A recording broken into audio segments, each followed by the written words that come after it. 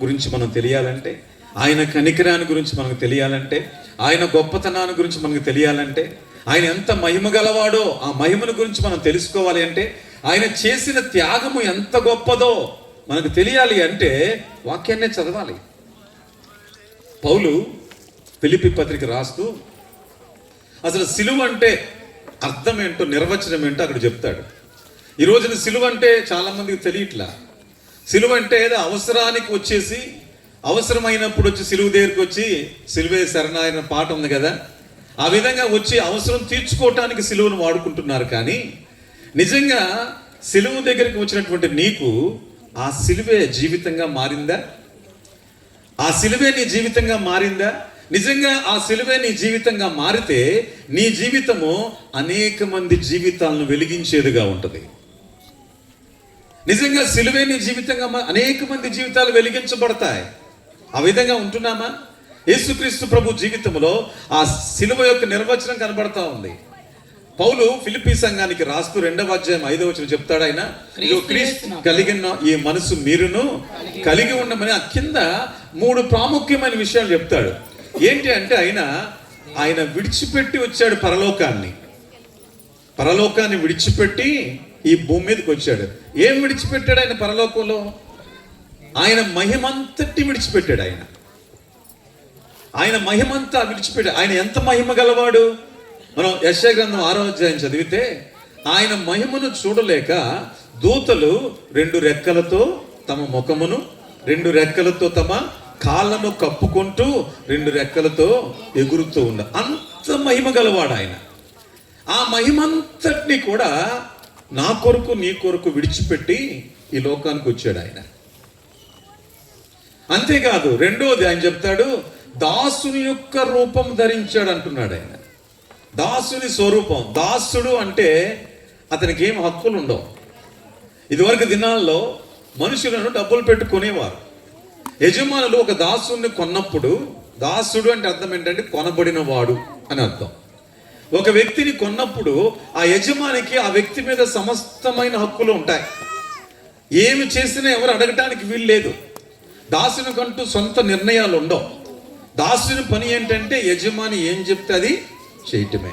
అంతగా తగ్గించుకొని దాసుడుగా జన్మించాడు.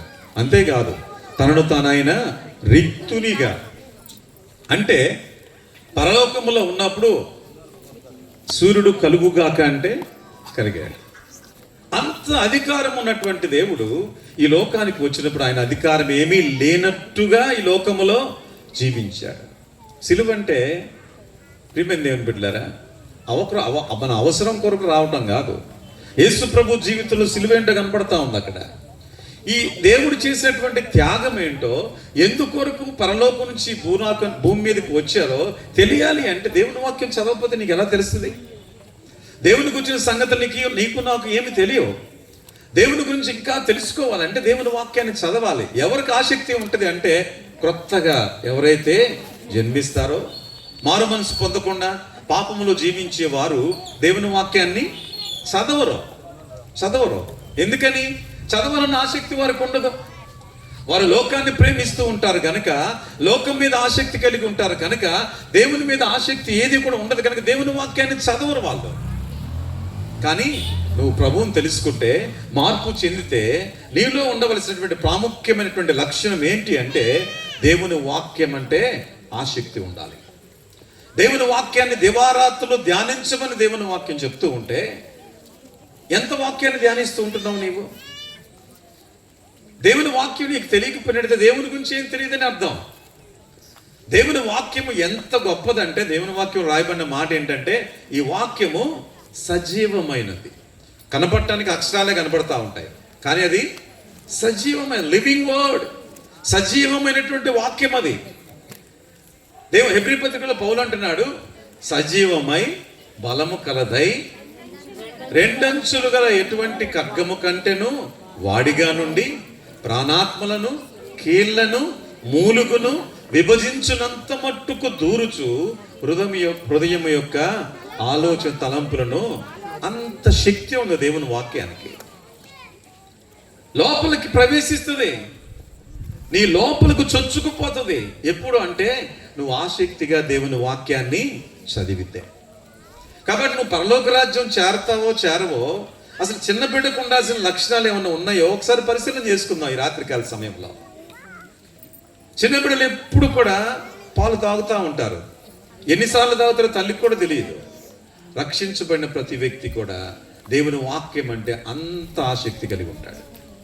సమయం దొరికినప్పుడల్లా వాక్యాన్ని చదువుతూ ఉంటాడు. సమయం దొరికినప్పుడల్లా వాక్యాన్ని ధ్యానిస్తూ ఉంటాడు. ఇదిగో ఈ వాక్యానుసారంగా నా జీవితాన్ని మార్చుకోవాలి, మలుచుకోవాలని దేవుని సన్నిధిలో ప్రార్థన చేస్తున్నాడు. ప్రభా, ఈరోజు వాక్యం చదివానయ్యా, ఈ వాక్యంలో ఈ సంగతి నాకు తెలిసింది, నేను కూడా ఆ విధంగా మారటానికి, నా జీవితం ఆ విధంగా మార్చబడటానికి నాకు సహాయం చేయమని దేవుణ్ణి వేడుకునే వ్యక్తిగా ఉంటాడు. దేవుని వాక్యం సజీవమైనది, నిన్ను పరిశీలిస్తూ ఉంటుంది.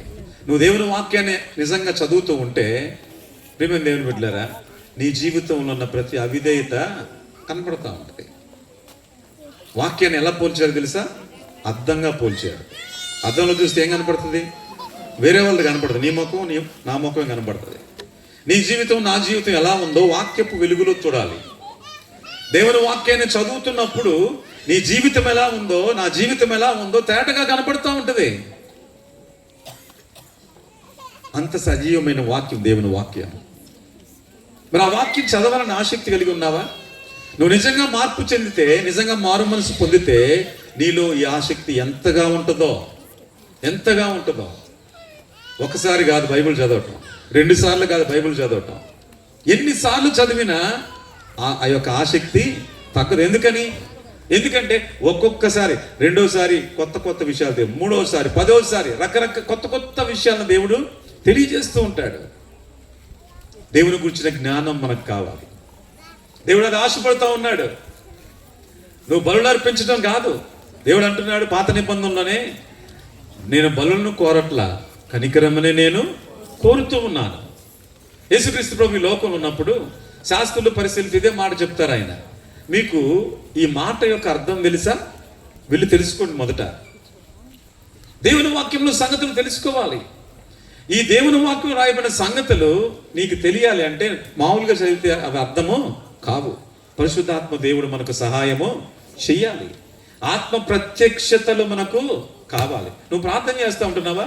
ఆ విధంగా కీర్తనకారుడు అంటున్నాడు, ఆయన ప్రార్థన చేస్తున్నాడు, దేవా ఇదిగో నీ వాక్యంలో నేను చదువుతుంటున్నప్పుడు అందులో ఆశ్చర్యకరమైన సంగతులు నేను తెలుసుకున్నట్లుగా నా కళ్ళు తెరువయ్యా అని ప్రార్థన చేస్తున్నాడు. దేవుని వాక్యం చదివేటప్పుడు ప్రార్థన చేసుకుంటూ ఉన్నావా? నువ్వు అలా ఏదో న్యూస్ పేపర్ చదివితే ఉపయోగం లేదు. దేవుని వాక్యాన్ని శ్రద్ధగా చదవాలి.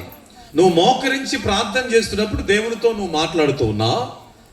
నువ్వు దేవుని వాక్యాన్ని చదువుతుంటున్నప్పుడు దేవుడు నీతో మాట్లాడుతున్నాడు. ఆ స్పర్శ ఉంటుందా? ఆ స్పర్శ కలిగి ఉన్నావా? ఎప్పుడైనా సరే వాక్యం చదివినప్పుడు ఇదిగో ఈరోజు వాక్యం ద్వారా దేవుడు నాతో మాట్లాడు అన్న స్పర్శ ఏమన్నా ఉందా? అది ఏమి లేకుండా ఏదో ఊరికే పొద్దున్నే ఒక అధ్యాయం చదివి పక్కన పెట్టేస్తే ఏంటి ప్రయోజనం? ఏంటి? నిజంగా నువ్వు మార్పు చెందితే, నిజంగా మారు మనసు పొందితే నీ జీవితంలో ఏముంటుందో తెలుసా? దేవుని వాక్యం గురించి ఇంకా ఎంతో దృష్టి ఉంటుంది. ఇంకా తెలుసుకోవాలి, ఇంకా చదవాలి, ఇంకా చదవాలి, ఇంకా చదవాలి. ఎంతో ఆసక్తి ఉంటుంది. ఆసక్తి ఉందో లేదో ఎవరికి వారే పరిశీలన చేసుకోవాలి. ఆసక్తి లేదనుకో, అసలు నువ్వు ఎట్లాంటి మారు మనసు అనేది నువ్వు పరిశీలన చేసుకో.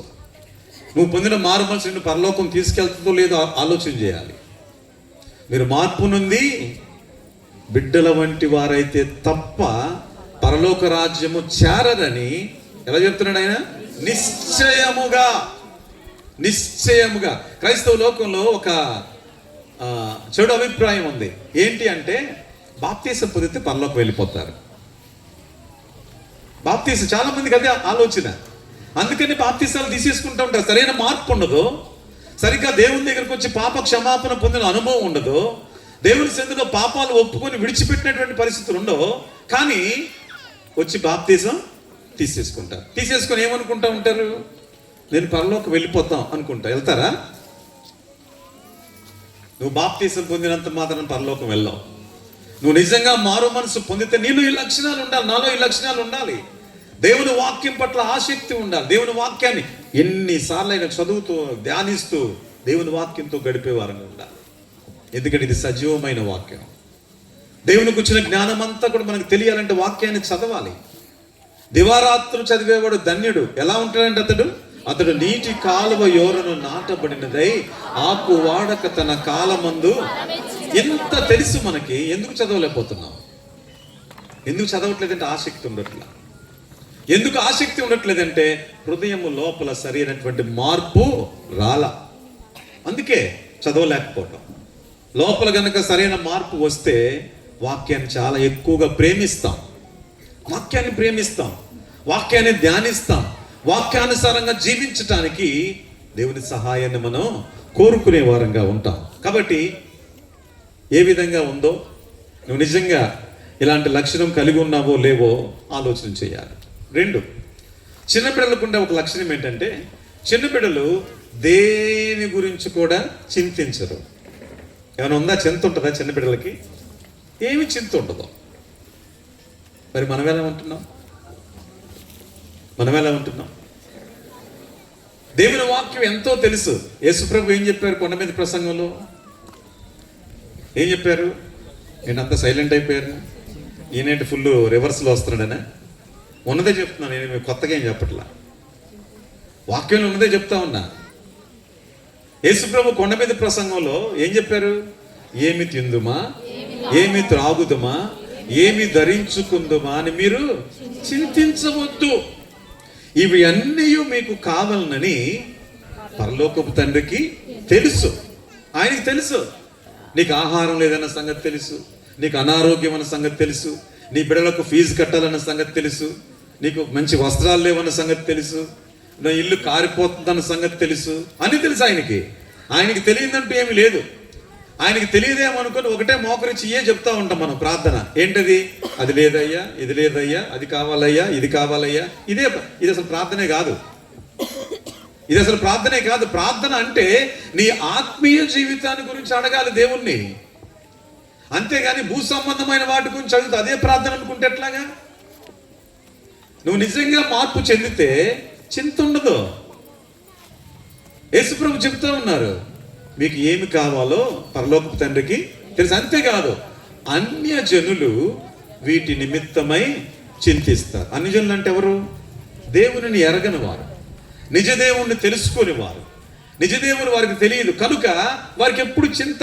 రేపేంటి, ఎల్లుండేంటి, ఏమి తినాలి, ఏమి తాగాలి, ఈ చింతంతా ఉంటుంది. కానీ నువ్వు నిజంగా సజీవుడైన దేవుణ్ణి, సర్వాధికారి అయినటువంటి దేవుణ్ణి, నోటి మాటతో సర్వలోకాన్ని సృజించినటువంటి దేవుణ్ణి, సర్వలోకాన్ని మహత్తు గల మాటతో ఏలుచున్న దేవుణ్ణి నిజంగా నువ్వు తెలుసుకొని ఉంటే, మారు మనసు పొంది ఉంటే చింతించవు. ఎందుకు చింతించమంటే నీకు ఒక ధైర్యం ఉంటుంది. ఏంటంటే ఇదిగో నా దేవునికి తెలియకుండా నా జీవితంలో ఏది కూడా జరగదు, అంత కూడా ఆయన ఆధీనంలో ఉంది. ఆయన తెలియకుండా నా జీవితంలో ఏది జరగదని ధైర్యం ఉంటుంది. కనుక ఈ రోజున్న పరిస్థితిని బట్టో లేక రేపు ఏం జరుగుతుందన్న చింత మాత్రం కూడా ఉండదు. కానీ ఈ రోజున మారు మనసు పొందిన ఎంతమంది క్రైస్తవులు చింతిస్తూ ఉంటున్నారు. ఎంత చింత ఉంటుంది. చింతించవద్దు అనేది దేవుని ఆజ్ఞ. నరహత్య చేయవద్దు, దొంగిలవద్దు, అబద్ధ సాక్ష్యము, అవి ఎలా దేవుని ఆజ్ఞలో అలాగే దేవుని ఆజ్ఞ నువ్వు చింతించవద్దు అని దేవుడు ఆజ్ఞాపిస్తూ ఉంటే చింతిస్తూ దేవుని ఆజ్ఞను అతిక్రమిస్తూ పాపం చేస్తూ ఇది పాపమే కాదన్నట్టుగా ఫీల్ అవుతూ ఉంటారు. ఇది పాపం కాదా? పాపం అంటే అర్థం ఏంటి? ఆజ్ఞాతిక్రమమే పాపం. మేలైనది చేయనిరిగియు దానిని చేయకపోవటమే పాపం. వద్దన్నవే కాదు, చేయమన్నవి కూడా చేయాలి. వద్దన్నవి చేస్తే ఎంత పాపమో చేయమన్నవి చేయకపోయినా అంతే పాపం. ఆ విధంగా మనం జీవిస్తూ ఉంటున్నామా? ఆ విధంగా మన జీవితాలను పరిశీలన చేసుకుంటున్నామా? ఆలోచించాలి ఒకసారి సహోదరుడు సహోదరి. ఎందుకు ఈ సభలు ఏర్పాటు చేస్తుందంటే అసలు మనం వెళ్ళే దీంట్లో ఉన్నామా పరలోకం, లేకపోతే వెళ్ళమా పరిశీలన చేసుకుంటాం. ఈ 3 రోజులకు మంచి అవకాశం ఇచ్చాడు దేవుడు. నిజంగా పరలోకం వెళ్ళేలాగా ఉన్నామా లేదా? మారు మనసు పొందటమే కాదు, బాప్తీసం తీసుకోవటం మాత్రమే కాదు, ఎలా మారాలంట? చిన్న బిడ్డల వలె నీవు నేను మారితే తప్ప పరలోకం చాలే. ప్రియమైన దేవుని బిడ్డలారా,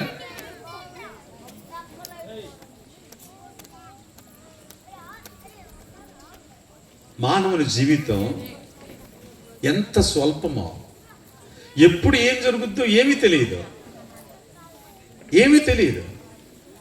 నీ మంచితనం నిన్ను పరలోకం చేర్చదు.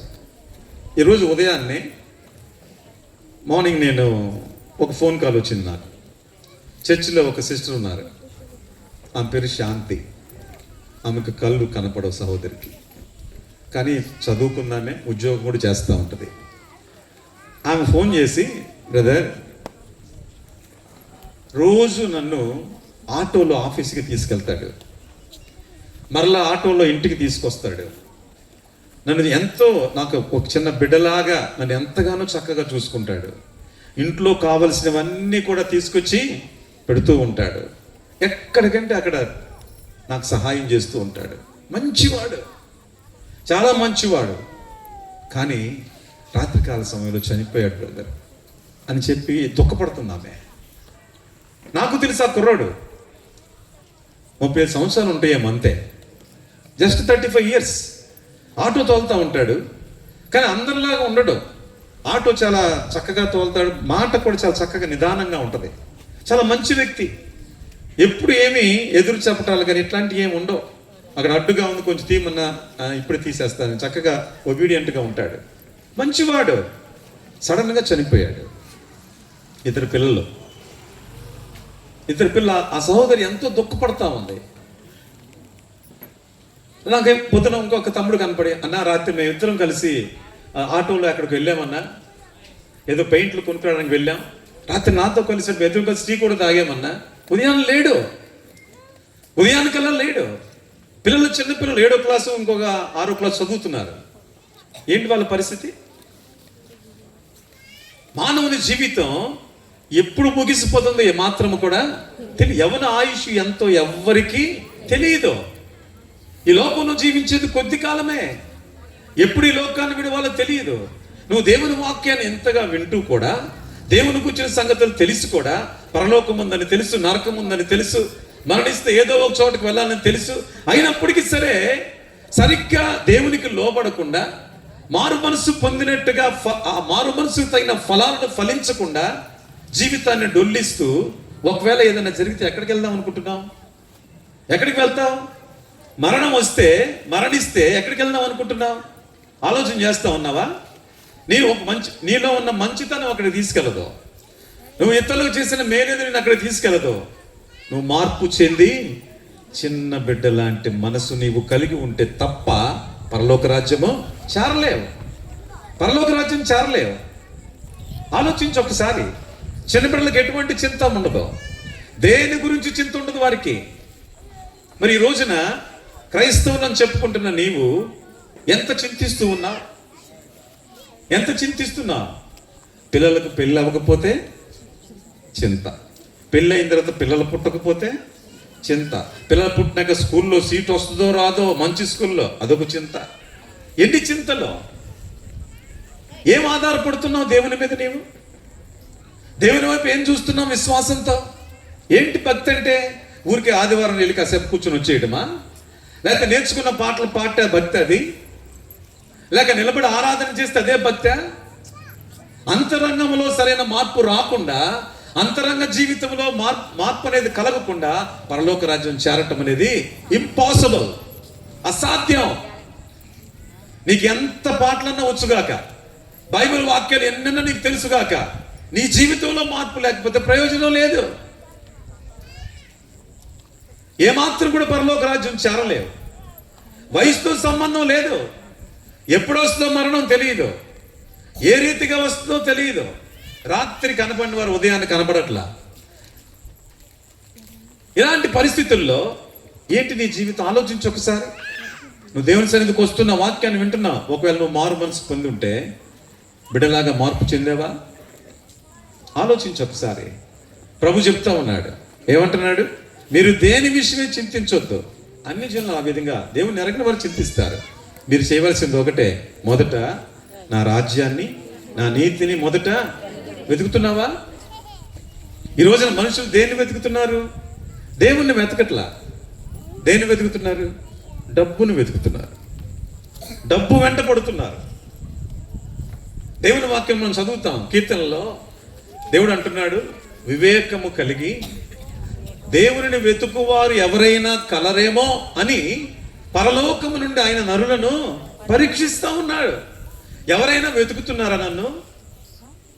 నువ్వు దేన్ని వెతుకుతున్నావు? దేవుని సన్నిధికి వస్తున్నావు. దేని కొరకు వస్తున్నావు? దేవుని కొరక, లేక లోకంలో ఉన్న వాటి కొరక? దేవుని దగ్గరికి వచ్చి లోక సంబంధమైన వాటిని సంపాదించుకోవడం కొరకు వస్తున్నావా? ఓకే, అవి దొరికితే దొరకొచ్చేమో, కానీ దేవుడు నీకు దొరకడు. ఎందుకని? నువ్వు దేవుణ్ణి వెతకట్లేదు కదా. నువ్వు దేవుని వెతికితే దేవుడు నీకు దొరుకుతాడు. దేవుడు చెప్తా ఉన్నాడు దేవుని వాక్యంలో, నన్ను జాగ్రత్తగా వెతుకువారు నన్ను కనుగొంటారు, నన్ను నేను వారికి ప్రత్యక్షపరుచుకుంటాను అని చెప్తున్నాడు. జాగ్రత్తగా వెతికే వారికి దొరుకుతుంది ఆ భాగ్యం. దేవుడు వారిని దర్శిస్తాడు. మన దేవుని దగ్గర ఉన్న గొప్పతనం ఏంటో తెలుసా? దేవుణ్ణి వెతుక్కుంటే మనం ఎక్కడికి వెళ్ళవసరంలా, ఆయనే మనల్ని వెతుక్కుంటే మన దగ్గరికి వస్తాడు ఆయన. నీకు కనుక ఆసక్తి ఉంటే, నువ్వు ఇంట్లో మోకరించి, నీ గదిలో మోకరించి నువ్వు ప్రార్థన చేసుకుంటూ ఉంటే, నిజంగా ఆయన వెతుకుతూ ఉంటే, దేవా నాతో మాట్లాడు అన్న ఆశతో కన్నీటితో నువ్వు ప్రార్థన చేస్తూ ఉంటే ఆయన నీ దగ్గరికే వస్తాడు. ఎందుకని? పరలోకం నుండి ఆయన చూస్తున్నాడు. ఎవరిని? వివేకము కలిగి నన్ను వెతికేవారు ఎవరైనా ఉన్నారా? నువ్వు ఆయన వెతికితే ఆ కింద వచనాలు ఉంటుంది. ఏముంటుందంటే ఐశ్వర్యము, ఘనత, నీతి అన్ని కూడా ఆయన దగ్గరే ఉన్నాయి. అన్ని ఆయన దగ్గర ఉన్నాయి. కానీ ఆయన వెతకడం మానేసి నీవు డబ్బును వెతుకుతున్నావు, లోకంలో ఉన్న వాటిని వెతుకుతున్నావు. దేవుడు దొరకడు. ఆయన వెతికే వారికి ఆయన దొరుకుతాడు. మగ్దలేని మరియా యేసు ప్రభు సమాధి చేయబడిన తర్వాత ఆదివారమున పెందలకడ లేచి చీకటితో ఆయన వెతుకుతా వచ్చింది. ఆయన కనపడలే. అక్కడ కనపడకపోయేసరికి ఆమె ఎంతో వేదన అయిపోయింది, దుఃఖపడతా ఉంది, కన్నీరు కారుస్తా ఉంది. దేవదూతలు చెప్తా ఉన్నారు ఆయన ఇక్కడ లేడు అని. ఎంతో దుఃఖపడుతుంది, వెతుకుతుంది. యేసుప్రభు అక్కడ కనపడితే ఆయన తోటమాలేమనుకొని, అయ్యా నువ్వైనా ఒకవేళ తీసుకువెళ్తే నాకు చెప్పు అని ఎంత దుఃఖపడుతూ ఉందో, ఎంత వేదనతో ఉందో. యేసుప్రభు ఆమెను మరియా అని పిలిచాడు. అప్పుడు ఆమె కన్నులు తెరుచుకున్నాయి. ఎవరికి దర్శనం దొరికింది? వెతికే వారికి. మగ్దలేని మరికి ఎలా దొరికింది ఆ దర్శనం? తల్లి కనపడలా ఫస్ట్, శిష్యులు కనపడలా ఫస్ట్. ఎందుకు ఆమె కనపడ్డాడు? ఆమె వెతుకుతా ఉంది ఆయన కొరకు అంత ఆసక్తిగా. అందుకని ఆమె దగ్గరికి వచ్చి, ఎందుకు ఏడుస్తున్నావమ్మా? ఏం కావాలి? నువ్వు ఆయన వెతికితే ఆయన నీకు దర్శనమిస్తాడు, ఆయన నీతో మాట్లాడతాడు.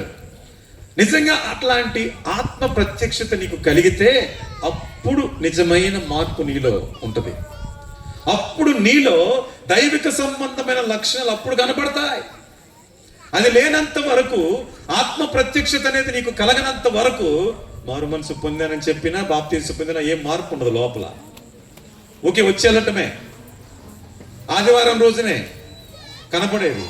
ఇంటికి వెళ్ళిన తర్వాత సోమవారం నుంచి వారి ఇష్టమైనట్టుగా వారు జీవించే విధంగా ఎంతమంది క్రైస్తవులు ఈ దినాల్లో ఉంటున్నారు. కాబట్టి ప్రియమైన దేవుని బిడ్డలారా, ఒకసారి ఆలోచన చేద్దాం, ఏ విధంగా ఉందో మన జీవితాల్లో. ఎవరు పరలోక రాజ్యం చేరేది? మార్పు నుండి బిడ్డల వంటి వారైన వారే. బిడ్డలకుండే లక్షణాలు చూస్తా ఉన్నాం. వాక్యం వెళ్ళాలంటే ఆపేక్ష ఉందా? 2, దేని విషయమై కూడా వారు చింతించరు.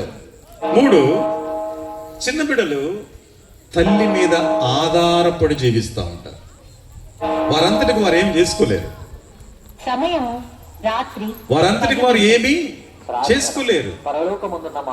చిన్న బిడ్డలు తల్లి మీద ఆధారపడి జీవిస్తారు. ప్రియమైన దేవుని బిడ్డలారా, నీవు మారు మనసు పొందితే, నీవు బాప్తీసం పొందితే నీ జీవితం ఎలా ఉండాలి అంటే అన్ని విషయాల్లో దేవుని మీద ఆధారపడి జీవించాలి.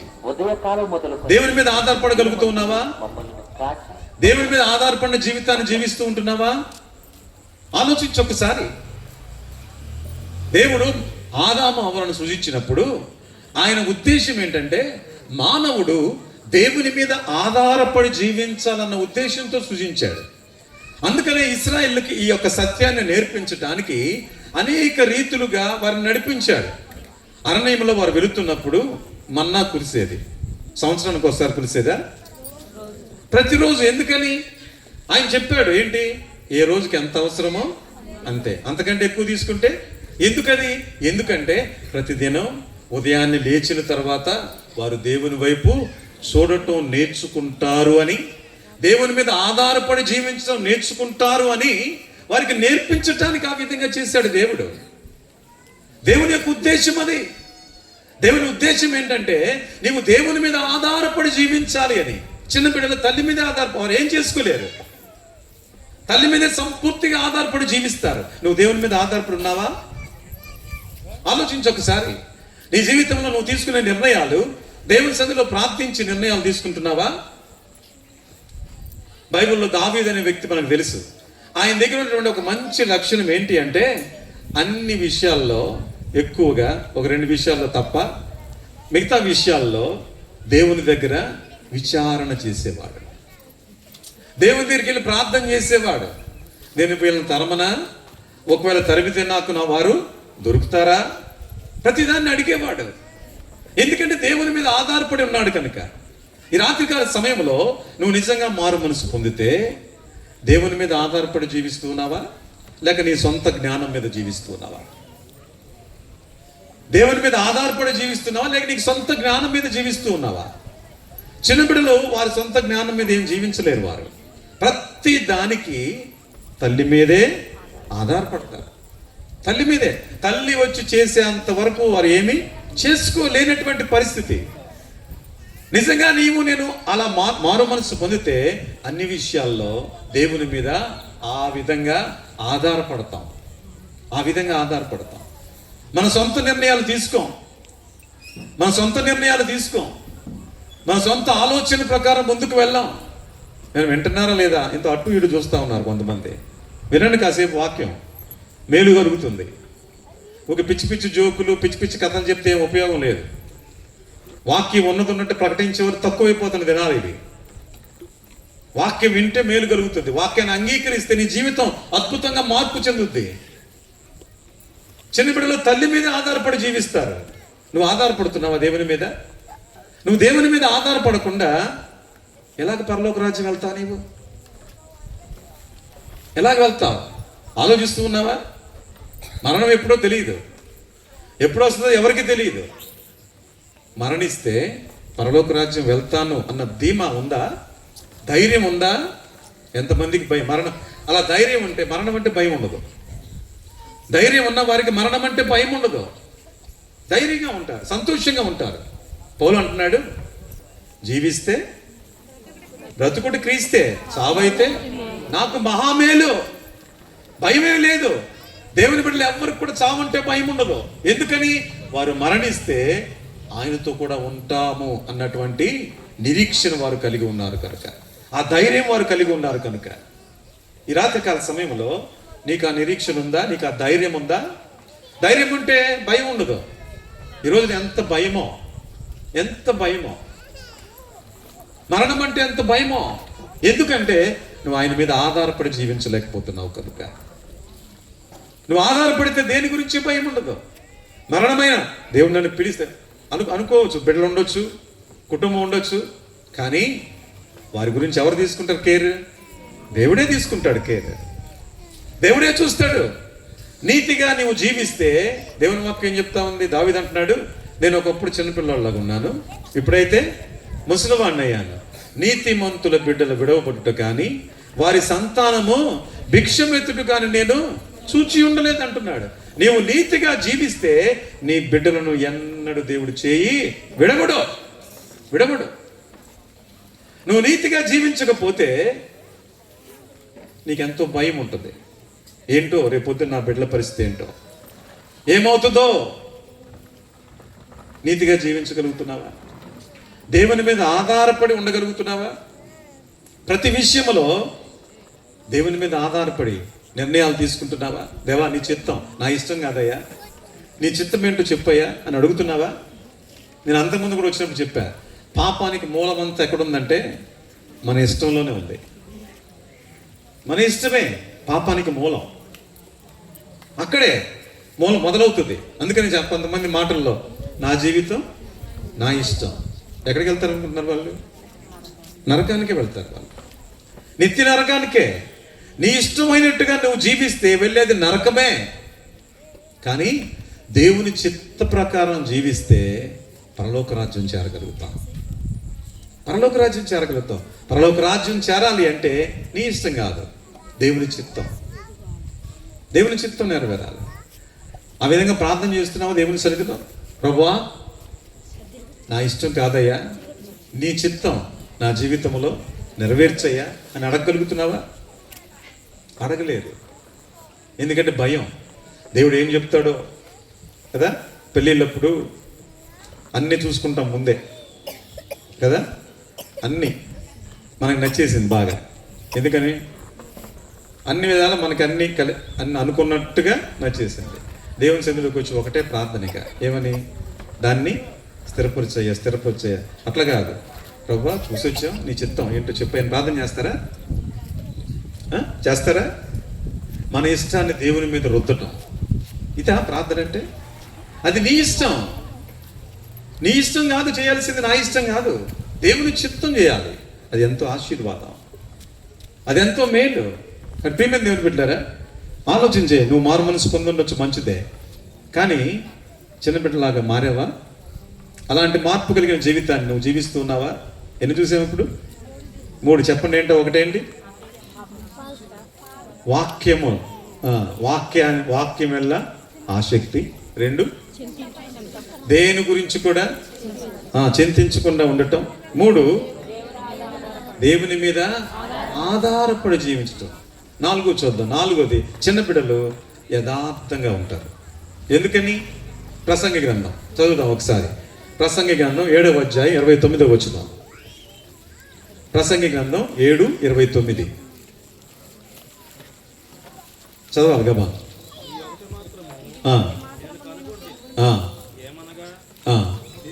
దేవుడు నరులను యథార్థవంతులుగా పుట్టించెను, గాని వారు వివిధమైన తంత్రములు కల్పించుకున్నారు. దేవుడు ఎలా సూచించాడంట? ఎలా సూచించాడు? యథార్థంగానండి. చిన్న బిడ్డలకు అసలు ఏమి తెలియదు. వాళ్ళు ఎంత యథార్థంగా ఉంటారు. అసలు అబద్ధం ఆడటం అంటే వారికి తెలియదు. మరి అబద్ధాలు ఎలా ఆడుతున్నారు? పెరిగే కొద్దీ అబద్ధాలు ఎలా ఆడుతున్నారు? ఫస్ట్ ఎవరు నేర్పిస్తారు అబద్ధాలు?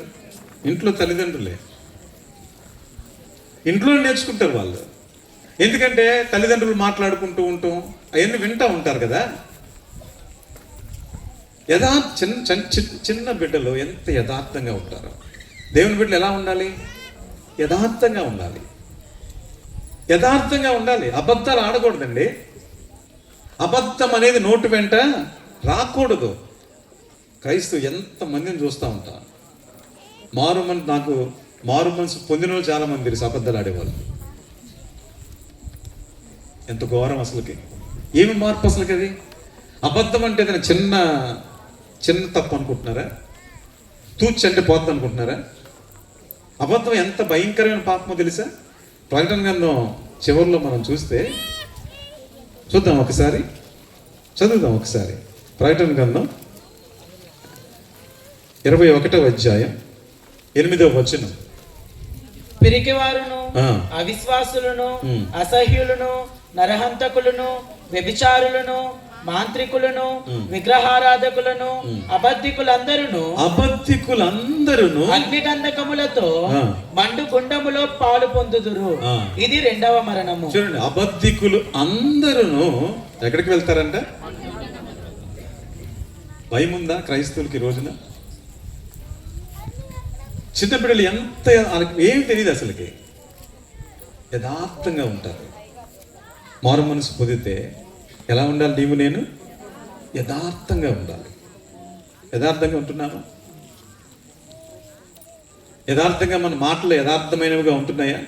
దేవుని వాక్యంలో చదివితే ఎన్ని అద్భుతమైన వాగ్దానాలు ఉన్నాయో, ఎన్ని వాగ్దానాలు మీ అందరికీ తెలుసు, నేను చెప్పవసరంలా. యథార్థవంతులు గుడారము వర్ధిల్లును, యథార్థవంతులకు ఆయన ఏమేలు, ఎన్నెన్ని అద్భుతమైన వాగ్దానాలు ఉన్నాయి. ఎవరికి అవన్నీ? యథార్థంగా ఉండేవారికి. మరి యథార్థంగా ఉంటున్నావా? అది ఒక మంచి లక్షణం కదా. మార్పు చెందిన వారు యథార్థంగా ఉండాలి. చిన్నపిల్లలు యథార్థంగా ఉంటారు. యథార్థంగా ఉండగలుగుతున్నావా? యథార్థత లేకుండా ఎక్కడ మాట్లాడితే అక్కడ మాటలు, ఎక్కడ మాట్లాడితే అక్కడ మాటలు, లోపల ఒకటి బయట ఒకటి, కపటంగా మాట్లాడటం కదా. 15వ కీర్తన మనకు తెలుసు కదా, దాంట్లో కూడా లక్షణాలు ఉంటాయి అన్ని, పరలోకం వెళ్ళాల్సిన లక్షణాలు అన్నీ కూడా. ఆ అధ్యాయం అంతా చదువుతూ ఉంటే, యెహోవా చదువు బాబు, మైక్లో చదువు. నీ గుడారములో అతిథిగా ఉండదగిన వాడెవడు? నీ పరిశుద్ధ పర్వతము మీద నివసింపదగిన వాడెవడు? యథార్థమైన ప్రవర్తన కలిగి నీతిని అనుసరించుచు హృదయపూర్వకముగా నిజము పలుకువాడే. ఎవరంట? యథార్థమైన ప్రవర్తన కలిగి నీతిని అనుసరించుచు హృదయపూర్వకముగా నిజము పలికేవాడే పరలోక రాజ్యం చేరేది. అట్టివాడు నాలుకతో కొండెములాడడు, తన చెలికానికి కీడు చేయడు, తన పొరుగువాని మీద నింద మోపడు. అతని దృష్టికి నీచుడు అసహ్యుడు. అతడు యెహోవా యందు భయభక్తులు గల వారిని సన్మానించును. అతడు ప్రమాణము చేయగా నష్టము కలిగినను మాట తప్పడు. తన ద్రవ్యము వడ్డీకియ్యడు. నిరపరాధిని చెరుపుటకై లంచము పుచ్చుకొనడు. ఈ ప్రకారము చేయువాడు ఎన్నడూనూ కదల్చబడడు. అవి కూడా పరలోక రాజ్యానికి వెళ్ళడానికి క్వాలిటీస్ అవన్నీ కూడా. లంచం పుచ్చుకోడు, తన ద్రవ్యాన్ని ఇప్పుడు ఎక్కడిస్తారు వడ్డీలకి? నాకు తెలియదు. ఇక్కడ సంఘం సంగతి నాకు తెలియదు. చర్చిల్లో వాళ్ళకే ఇస్తూ ఉంటారు. ఎందుకని? బయట వాళ్ళైతే ఎగ్గొడతారేమో, చర్చిలో అయితే చర్చి నిలబెట్టవచ్చు. వడ్డీలకు ఇచ్చే క్రైస్తవులు ఉన్నారు, లంచాలు పుచ్చుకునే క్రైస్తవులు ఉన్నారు. అసలు భయం లేదు దేవుడు అంటే. ఎలా వెళ్తామండి పరలోకం? పరలోకం వెళ్ళడం అంత ఈజీగా ఉందా? ఊరికెళ్ళి గబాలను మునిగొచ్చేస్తే పరలోకం వెళ్ళిపోతామా? ఆలోచించి ఒకసారి. యేసు ప్రభు చెప్తున్నారు, నీవు మార్పు చెంది బిడ్డ వంటి వాడవైతే తప్ప పరలోక రాజ్యం చేరలేదు. అవకాశం లేదు. అబద్ధములాడు వారు అందరూ కూడా నరకంలో ఉంటారని దేవుని వాక్యం చెప్తా ఉంది. యథార్థత ఉందా? లోపల ఒకటి ఉంటుంది, బయటకు ఒకటి మాట్లాడతాం, కపటముగా మాట్లాడటం. మనిషి ముందేమో ఒకటి, మనిషి తర్వాత ఇంకొకటి. ఇవన్నీ దేవుడు చూడట్లేదా? దేవుడు చూడట్లేదా? ఎందుకలా మాట్లాడుతున్నారు? ఒక వ్యక్తి అలా ఎందుకు మాట్లాడతారండి? ప్రభు ఏం చెప్తారంటే, హృదయము నిండు ఉన్న దాన్ని బట్టి నోరు. అంటే హృదయంలోనే సరైన మార్పు రాలా, హృదయంలోనే సరైన మార్పు రాలా. అందుకనే మాటలు కూడా అలాగే ఉంటా ఉన్నాయి. అబద్ధాలు ఉంటున్నాయి, మోసం, కపటంగా మాట్లాడటం.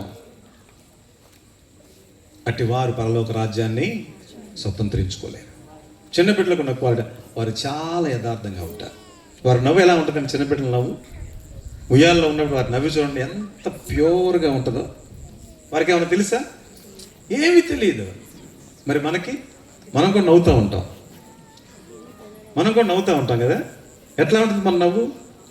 అంత ప్యూర్గా ఉంటుందా? కాబట్టి వెళ్తామా పరలోకం వెళ్ళమో ఆలోచన చేయాలి. ఓకే, ఆశమాషకు లేదు పరలోకం వెళ్ళటం అంటే. నాకు బైబిల్ తెలుసు, నాకు పాటలు వచ్చు, నాకు ప్రార్థన చేయడం వచ్చేసింది.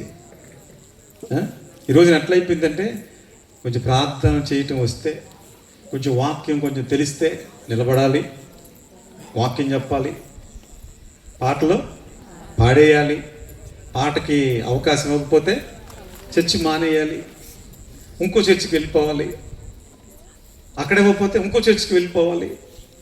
ఏంటి తపనంతా? దేని కొరకు ప్రయాస?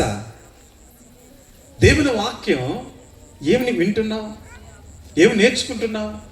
నేను ఇబ్రహీంపట్నంలో అక్కడ ఒక చర్చ్ ఉంది, అక్కడ కూడా ఎవ్రీ సండే అక్కడికి వస్తూ ఉంటా. మొగలరాజపురంలో అయిపోయిన తర్వాత మొన్న ఒక ఆవిడ అక్కడ వసుంధరా దేవి అని ఒక ఆవిడ మరణించారు. పెద్ద ఆవిడ 76. వినండి అమ్మ, వినండి, దయచేసి వినండి. 76 years ఉంటాయి ఆమెకి. వారు అంతకుముందు దేవుడు తెలియదు, విగ్రహారాధన చేసేవారు. ఆ తర్వాత ఎలాగో ప్రభువుని తెలుసుకున్నారో, ఆ తర్వాత ఎంత అద్భుతంగా దేవుని వెంబడించారో. ఆమె చనిపోయినప్పుడు ఆమె గురించిన సాక్ష్యం విన్నప్పుడు నాకు ఎంత ఆనందం కలిగిందో. నేను ఒక 3 మాటలు చెప్తాను. నేను ఆమె గురించి ఆమె 26 సంవత్సరాల నుంచి చర్చికి వస్తుందంట. 76 సంవత్సరాలు ఆమె వయసు. అక్కడ చర్చి 10 కంటే 9 గంటల సండే స్కూల్ ఉంటుంది. సండే స్కూల్ పిల్లల కంటే కూడా ముందు వస్తుందంట. అందరూ వింటున్నారు లేదా? ఇక్కడ ఎట్లా వస్తారు నాకు తెలియదు. ఎక్కడైనా ఒకటే అనుకుంటుందండి, ఏ చర్చ్ అయినా అంతే. ఇక్కడ ఏంటంటే తనకు చర్చ్ ఇక్కడ మార్నింగ్ ఎంతమంది వస్తారు? 6:30కి. ఒక టైం అంటే టైంకి వచ్చే పరిస్థితి ఉండదు. ఎక్కడైనా అంతే. మాకు 7 o'clock మార్నింగ్ టైంకి ఎన్ని ప్రతి వారం చెప్తూనే ఉంటా. అది భక్తి కాదు, అది దేవుడు అంటే భయం లేకుండా ఉండకూడదు. ఎన్ని చెప్పుగాక ఎవరిష్టం వాళ్ళది, ఎవరిష్టం వాళ్ళది. ఆమె 76 సంవత్సరాల వయసులో అందరికంటే ముందు వచ్చి ఆ ముసలావిడ తొడవటం, కుర్చీలు వేయటం, పట్టాలు వేయటం. నేను ముసలావిని నేనేం చేస్తాను అనుకోకుండా, ఏంటండి ఆసక్తి అది? ఏమిటి ఆసక్తి? 2 ఆమె గురించి చెప్పింది ఏంటంటే, అంకుల్ డౌన్ టు ఎర్త్ ఉంటుంది, చాలా దీనంగా ఉంటుంది, ఎక్కడ కనపడటానికి ఇష్టపడదు, వెళ్ళి వెనకాల ఎక్కడో కూర్చుంటుంది, వాక్యాన్ని వింటూ ఉంటుంది. అంతే, ఎక్కడ కనపరుచుకోవటానికి. ఏమి ఈ రోజున సంఘాలలో ఎంతమంది ఉంటున్నారు అలాగా? 1 సంవత్సరం కంటిన్యూగా వస్తే నేను ఎవరో అందరికీ తెలియాలి, నాకున్న టాలెంట్స్ ఏంటో ఇతరులకు తెలియాలి. ఈ తపన ఎక్కువైపోతా ఉంది. దేవుని బిడ్డలు తమను తాము కనపరుచుకోరు, తమ ద్వారా దేవుణ్ణి కనపరచడానికి చూస్తారు. దేవుని స్తోత్రం, హల్లెలూయా. నీ ద్వారా యేసు ప్రభు ఇతరులకు కనపడాలి తప్ప నీవేదో నిలబడి నిన్ను నీవు కనపరుచుకోవటానికి కాదు. దేవుడు ఎందుకొరకు నిన్ను పిలిచాడు? పేతురు పత్రికలో మనం చదువుతాం. ఎందుకొరకు పిలిచాడంట? చీకట్లో నుండి ఆశ్చర్యకరమైన తన వెలుగులోనికి పిలిచిన వాని యొక్క గుణాతిశయములను. ఏమ్మా కొంచెం వినండి అమ్మా, లేకపోతే ముగించమంటే ముగించేస్తా. మీరు నవ్వుకుంటా ఉంటే ఉపయోగం లేదు. సీరియస్గా వాక్యం వింటేనే వాక్యం పనిచేసేది ఏమన్నా లోపల. ముగించమని చెప్పండి, ముగించేస్తా. నాకు డిస్టర్బెన్స్ ఉంటే అసలు వాక్యం చెప్పను నేను. అక్కడ కూడా అంతే, ఎక్కడైనా. చీకటి నుండి ఆశ్చర్యకరమైన తన వెలుగులోనికి పిలిచిన వాని గుణాతిశయములను ప్రచురము చేయు నిమిత్తం మనల్ని ఏర్పాటు చేసుకున్నాడు ఆయన. నీ ద్వారా నా ద్వారా యేసు క్రీస్తులో ఉన్న గుణ లక్షణాలు ఇతరులకు కనపడాలి. కనపడుతున్నాయా? అలా కనపడితే ఇప్పటికి ఎంతమంది దేవుని దగ్గరికి వచ్చేవాళ్ళు. ఈరోజు అనేక మంది దేవుని దగ్గర రాలేకపోవడానికి కారణం ఎవరు? క్రైస్తవులే కారణం. క్రైస్తవులే కారణం. ఎందుకంటే నిజమైన మార్పు చెందిన జీవితం వారిలో కనపడట్లేదు కనుక. కాబట్టి నువ్వు మార్పు చెందితే, మారు మనసు పొందితే చిన్నబిడ్డ వలె మారాలి. అప్పుడే పరలోకం. చిన్నబిడ్డలు ఏ విధంగా పాల కొరకు ఆపేక్ష కలిగి ఉంటారు, వాక్యం కొరకు ఆ విధంగా ఆపేక్ష కలిగి ఉండాలి. చిన్నబిడ్డలు ఏ విధంగా దేని విషయమే చింతించకుండా ఉంటారో, నీవు కూడా ఈ లోక సంబంధమైన వాటి కొరకు దేని కొరకు కూడా చింతించకూడదు. చిన్నబిడ్డ తల్లి మీద ఏ విధంగా ఆధారపడి జీవిస్తూ ఉంటుందో, అలాగే ప్రతి విషయంలో కూడా దేవుని మీద ఆధారపడి జీవిస్తూ ఉండాలి. చిన్నబిడ్డలు ఏ విధంగా యథార్థంగా ఉంటారో ఆ విధంగా నీవు కూడా యథార్థంగా ఉండాలి. నీ మాట అవును అంటే అవును, కాదు అంతే, అంతే తప్ప ఇంకేది ఉండకూడదు. ఒక్కొక్క మనిషి దగ్గర ఒక్కొక్కలాగా మాట్లాడటం కాదు, లోపల ఒకటి బయట ఒకటి మాట్లాడటం కాదు. అలా కాదు, అదన్నీ కపటమైన మాటలు. అవన్నీ దేవుడు చూస్తూ ఉన్నాడు.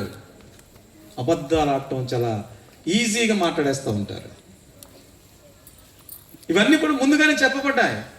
పౌలు తిమోతికి రాస్తూ అంచె దినాల్లో మారు మనసు పొందిన క్రైస్తవుడు ఎలా ఉంటాడో చెప్పాడు. 2వ పత్రికలో ఎలా ఉంటారని చెప్పాడు తెలుసు మీ అందరికీ. అంచె దినములలో అపాయకరమైన కాలంలో వచ్చిన తెలుసుకోలేము. మనుష్యులు ఎలా ఉంటారంట? స్వార్థ ప్రియులు, ధనాపేక్షకులు, బింకములాడువారు, అహంకారులు, దూషకులు, అవిధేయులను, కృతజ్ఞత లేనివారు, తల్లిదండ్రులకు అవిధేయులు, కృతజ్ఞత లేనివారు, అపవిత్రులు, అంగరాహితులను, అనురాగరహితులు, ఆదిలేషులు, అపవాదకులను, అజితేంద్రియులు, క్రూరులు, సజ్జన ద్వేషులు, ద్రోహులు, మూర్ఖులు, దేవుని కంటే కూడా ఎక్కువగా సుఖానుభవాన్ని ఇవన్నీ కూడా ఇలా ఉంటారు. ఎవరు మార్పు చెందామని చెప్పేవారు ఇలా ఉంటారు. చివరి దినాల ముందే చెప్పాడు 2000 సంవత్సరాల క్రితమే. అందుకని ఈరోజు అలా ఉంటున్నారు. మారు మనసు పొందామంటారు కానీ ధనం అంటే ఎంత ఆసక్తో, ఎంత స్వార్థమో, ఎన్ని అబద్ధాలో. ఇది కాదు క్రైస్తవ జీవితం. ఈ విధమైన జీవితాన్ని జీవిస్తూ ఉంటే పరలోక రాజ్యాన్ని మాత్రం కూడా స్వతంత్రించుకోలేము, సాధ్యం కాదు. కాబట్టి ఆలోచించు సహోదరి, ఏ స్థితిలో ఉన్నావో. పరలోక రాజ్యం వెళ్ళాలి అంటే చిన్న బిడ్డ వలె మార్పు చెందాలి. ఎవరి రోజు ఎప్పుడో తెలియదు. నరులారా తిరిగి రండి అని ఆయన పిలుస్తూ ఉన్నాడు. ఎప్పుడు ఎవరికి ఏ టైం ఎవరికి వస్తుందో తెలియదు. ఒకవేళ పిలుపు వస్తే, ఒకవేళ కళ్ళు మూస్తే ఎక్కడికి వెళ్తాం ఆలోచించు ఒకసారి. ఇలాంటి జీవితాన్ని జీవిస్తే పరలోకం వెళ్ళాం. కాబట్టి జీవితాన్ని సరి చేసుకోవాల్సిన అవసరం ఎంతైనా ఉంది. కాబట్టి ప్రియమైన దేవుని బిడ్డలారా, ఒక్కసారి మన జీవితాలను పరిశీలన చేసుకుందాం. 5వది, చిన్నపిల్లలు కోపపడరు. కోపం వస్తుంది వాళ్ళకి.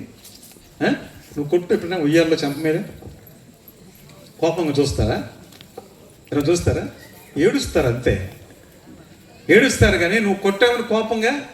మరి మనకో కోపం తగ్గిందా? అసలు చాలామంది కోపం అనేది పాపం అన్న విషయం కూడా తెలియదు. It's a sin. కోపము అనేది పాపం. ఎందుకు కోపం వస్తుంది? ఎందుకని కోపం వస్తుంది? కోపం వచ్చేది ఎందుకో తెలుసా? నీలో ఉన్న గర్వాన్ని బట్టి వస్తుంది కోపం.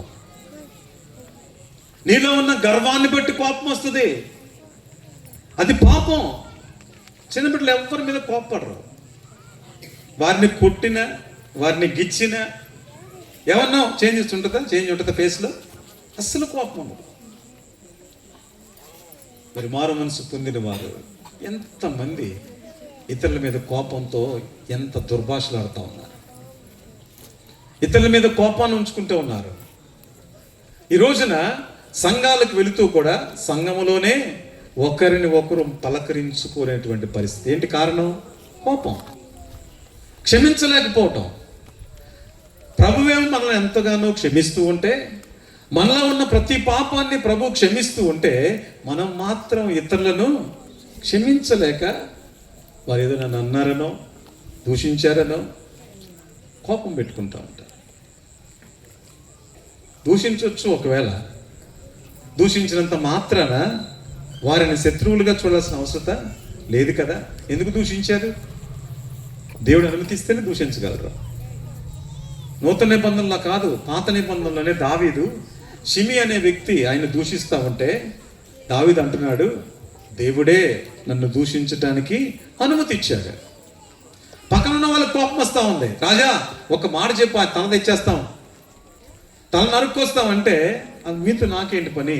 సరియు కుమారులారా, మీతో నాకేంటి? దేవుడే నన్ను దూషించిన అనుమతి ఇచ్చాడు. నేను నన్ను ఆలోచన చేసావా? నీ మీద ఎవరైనా గట్టిగా అరిచేవారిని దేవుడే అనుమతించాడని చెప్పి నువ్వు మౌనంగా ఉన్నావా? దేవుడే అనుమతించాడు వారిని క్షమించావా? దేవుడే అనుమతించాడని చెప్పి వారి మీద ఎటువంటి కోపం పెట్టుకోకుండా ఉన్నావా? ప్రార్థనే, కోపతాపాలు, మాట్లాడే పరిస్థితి లేదు. సంఘములో, బంధువుల్లో ఎంతమంది శత్రువులు ఉంటారు. అసలు ఇదేం సాక్ష్యం అండి అది? నీ బంధువుల మధ్య నీకు సరైన సమాధానం లేకపోతే అది ఏం క్రైస్తవ్యం? అది ఎలా చెప్పుకోగలుగుతావు నేను క్రైస్తవుని అని? ఆలోచించు ఒకసారి. చిన్న బిడ్డలు కోపపడకూడదు. ఈ రోజున ఎంతెంత కోపాలు వస్తున్నాయో. చర్చిల్లోనే కోపాలు వచ్చేసి కొట్టుకునే పరిస్థితి, తగ్గించుకునే పరిస్థితి లేకపోవటం, సమాధాన పడే పరిస్థితి లేకపోవటం, క్షమించే మనసు లేకపోవటం. ఇలాంటి పరిస్థితిలో ఉండి పరలోకం వెళ్ళిపోతావా? ఆలోచించు ఒకసారి. పరలోకం వెళ్ళటం అంత ఈజీగా ఏమాత్రం కూడా లేదు, ఏమి లేదు. ఐగుప్తు నుండి బయలుదేరింది 6 లక్షలు. ఎంతమంది వెళ్ళారు? పరలోకానికి చాలా తక్కువ, అది ఇరుకు మార్గం. అందులో ప్రవేశించాలి అంటే ఎంతో పెనుగులాడాలి, పోరాడాలి. చాలా కొద్ది మంది మాత్రం వెళ్ళగలుగుతారు. ఈ రోజున క్రైస్తవులు అనబడుతున్న వారు, ఈ రోజున గొప్ప గొప్పగా పేరున్న వారు కూడా పరలోకం చేరలేని పరిస్థితి. ఎందుకంటే పైకి ఎలా కనపడినా అంతరంగ జీవితం దేవుడు కోరుకున్న విధంగా లేకపోవటాన్ని బట్టి. కాబట్టి రాత్రికాల సమయంలో ఒక్కసారి నీ జీవితాన్ని పరిశీలన చేసుకో సహోదరుడ, సహోదరి. పరలోక రాజ్యం చేరాలి అంటే నీవు మార్పు నుండి చిన్న బిడ్డవలే మారాలి. నిన్నెవరు దూషించినా, ఎవరు నీ మీద నింద వేసినా వారి మీద కోపం ఉంచుకోవటం కాదు, వారి మీద కోపాన్ని ఉంచుకోవటం కాదు. చిన్నపిల్లలు ఎవరి మీద కూడా ఎటువంటి, నువ్వు ఒకసారి కొట్టి కాసేపు వెళ్ళిన తర్వాత మళ్ళీ కనపడితే ఏం చేస్తుంటారు? వాళ్ళు నవ్వుతారు చిన్నబిడ్డలు. వారికి ఏం తెలియదు, ఏమి ఉండదు. అలా ఉండాలి క్రైస్తవ జీవితం అంటే. ఇది ఇట్లా ఎవరికన్నా సాధ్యమా అనుకుంటారు చాలామంది. సాధ్యమే అని దేవుని వాక్యం చెప్తా ఉంది. సాధ్యమే. పౌలు అంటున్నాడు, నేను క్రీస్తును పోలి నడుచుకున్నాను, మీరు నన్ను పోలి నడుచుకుని అంటున్నాడు. పౌలు తెస్సలోనిక పత్రిక రాస్తూ తెస్సలోనిక సంఘానికి చెప్తున్నాడు, ఇదిగో మీరు నన్ను పోలి, మమ్మల్ని ప్రభువును పోలి మీరు నడుచుకుంటున్నారు. ఆ విషయం నాకు తెలిసినప్పుడు నేను దేవుని ఎంతగానో స్తుతిస్తూ, సంఘమంతా ఎంతో మంది ప్రభు కొరకు జీవించేవారు ఉన్నారు. ఎంతో మంది మారు మనసు పొంది చిన్న బిడ్డ వలె మార్పు చెంది జీవించేవారు ఎంతో మంది ఉన్నారు. కనుకనే ఇంకా ఈ లోకం ఇలా ఉంది. ఈ రాత్రికాల సమయంలో నీ పరిస్థితి ఏంటో, నీ హృదయ స్థితి ఏ విధంగా ఉందో, ఒకవేళ మరణం వస్తే పరలోకం వెళతామో లేదో ఒకసారి పరిశీలన చేసుకోవాల్సిందిగా మీ అందరికీ మనవి చేస్తాను. ఈ సభలో ఏర్పాటు చేసిన ఆ యొక్క వాక్యం నేను చూసినప్పుడు దీని గురించి మాట్లాడాలనుకున్నాను నేను. ఈ సభలో ఏర్పాటు చేసింది బహుశా ఈ 3 రోజుల్లో, మరి మిగతా వారు ఏం బోధిస్తారో నాకైతే తెలియదు, కానీ ఈ 3 రోజుల్లో పరలోక రాజ్యం చేరగలమా లేదా అని పరిశీలన చేసుకోవటానికి ఒక అవకాశంగా దేవుడిచ్చాడు. సద్వినియోగం చేసుకుంటే, సరి చేసుకుంటే, జీవితాన్ని సరిదిద్దుకుంటే పరలోక రాజ్యం తప్పకుండా చేరతాం. లేకపోతే వాక్యాన్ని ఈ చెవితో విని ఈ చెవితో విడిచిపెడితే ఎక్కడికి వెళ్తాం? నిత్య నరకానికే. నిత్య నరకానికే. అక్కడ ఉన్న పరిస్థితి ఏంటి? అగ్ని ఆరదు, పురుగు చావదు. అక్కడ ఉన్న పరిస్థితి అంతా కూడా అదే. నేను ఈ విధంగా చెప్పాలంటే చాలా ఉన్నాయి, ఇంకా సమయం లేదు, కానీ ఇంతలో నేను ఆపుతా ఉన్నా. ఇంకా చాలా లక్షణాలు చెప్పగలను, కానీ 5 లక్షణాలతో ఆపుతా ఉన్నా నేను. ఒకసారి 5 లక్షణాలు ఒకసారి జ్ఞాపకం చేసుకుందాం. చిన్న బిడ్డలు పాల కొరకు ఎలా ఆపేక్ష కలిగి ఉంటారో, మారు మనసు పొందినవారు వాక్యము కొరకు అలాంటి ఆపేక్ష కలిగి ఉండాలి. 2, చిన్న బిడ్డలు ఏ విధంగా చింతించకుండా ఉంటారో, మారు మనసు పొంది చిన్న బిడ్డల మార్పు చెందిన వారు కూడా చింతించకుండా ఉండాలి. 3, చిన్న బిడ్డలు తల్లి మీద ఎలా ఆధారపడి జీవిస్తారో, మారు మనసు పొందిన వారు దేవుని మీద ఆధారపడి జీవించాలి. 4, చిన్న బిడ్డలు ఏ విధంగా యథార్థంగా ఉంటారో అలాగే మార్పు చెందిన వారు యథార్థంగా, అబద్ధాలు ఆడకూడదు, అబద్ధాలు అసలు నోటికి రాకూడదు, యథార్థత ఉండాలి. 5, చిన్న బిడ్డలు ఏ విధంగా కోపపడరో ఆ విధంగా మార్పు చెందిన ప్రతి ఒక్కరు కూడా, కోపం అనేది ఎవరి మీద, నీకు నాకు అపవాది తప్ప ఇంకా ఎవ్వరు శత్రువులుగా, మనుషులు ఎవ్వరు శత్రువులుగా ఉండకూడదు. నీకు వారు ఎంతో ద్రోహం చేసి ఉండొచ్చు ఒకవేళ, కానీ వారిని క్షమించమనే దేవుని వాక్యం. యేసు ప్రభు ఆయన సిలువ వేసిన వారితో ఏమంటున్నాడు? వీరేమి చేయుచున్నారు వీరు ఎరుగురు కనుక వీరిని, ప్రాణం తీసిన వారిని ఆయన క్షమిస్తూ ఉంటే, నిన్ను ఒక మాట అంటేనో, ఏదో నష్టపరిస్తేనో, ఏదో నువ్వు అనుకున్నట్టుగా వారు ఒప్పుకోకపోతేనో వారి మీద కోపం పెట్టుకుంటే ఏ విధంగా పరలోకం వెళ్తావు ఒకసారి ఆలోచించు. సోదర సోదరి, ఒకసారి జీవితాన్ని పరిశీలన చేసుకోవడానికి ఒక అవకాశాన్ని దేవుడు ఇచ్చాడు. పరిశీలించుకొని మార్పు చెంది చిన్న బిడ్డ వలె మారి పరలోక రాజ్యం చేరాలని ఎంతగానో కోరుకుంటున్నాడు. అట్టి కృప దేవుని మాటలు విని ఆ ప్రకారంగా జీవితాన్ని దిద్దుకోవటానికి ఇష్టపడిన ప్రతి ఒక్కరికి దేవుడు అనుగ్రహించును గాక. ఆమేన్. ప్రార్థన చేసుకుందాం. దయచేసి తల్ల వంచండి, ప్రార్థించుకుందాం.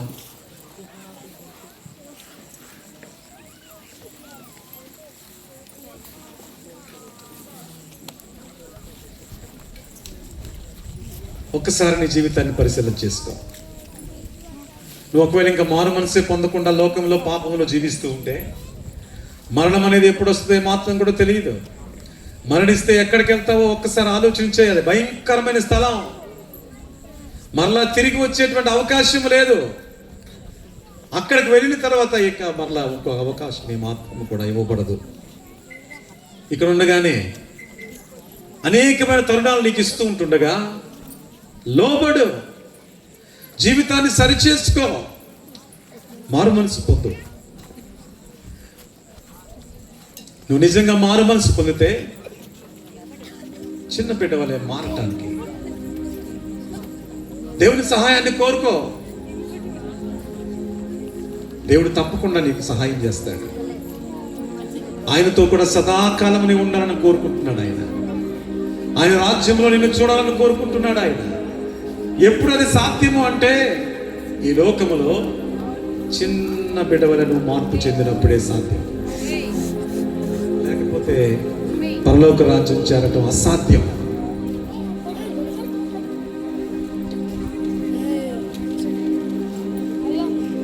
ప్రార్థించుకో, పరిశీలన చేసుకో.